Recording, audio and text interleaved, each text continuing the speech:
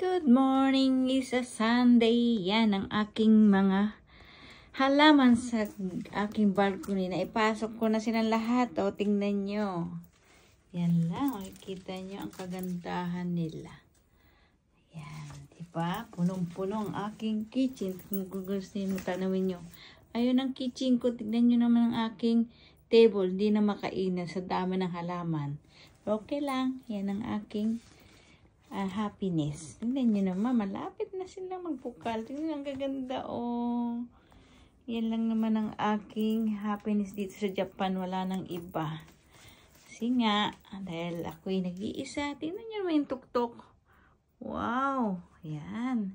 Tingnan nyo naman, nag-experiment na naman ako ng kamote.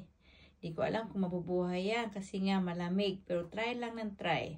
Alam mo naman ako, meron akong ginagawa. Pag wala akong ginawa, ibig sabihin, may sakit na ako. Kailangan natin kumilos. Ito naman nasa table ko. Table ko, hindi ko na makainan. Wala akong paglalagyan eh. Kaya yan. Tingnan nyo naman. Oh, punong-puno. Diba? Meron pa akong ginawang dito. Kung ako kung magsusurvive yan, sana makain ko yan. Gawin ko siyang dry.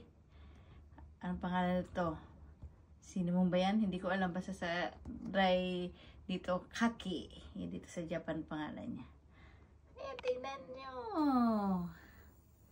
Diba? Ang dami niya. Namumulaklak na rin doon. Tapos dito. Yan lang naman ang mula dito. Doon. Mula dito. Diyan. Diba? Wala na. Punong-puno na ang table yan. Table yan. Kasi hindi ko na ito yung seat niya, no? Hindi ko na malagyan kasi nga punong-puno na. Kaya ang kain ko, sa kwarto ko na lang.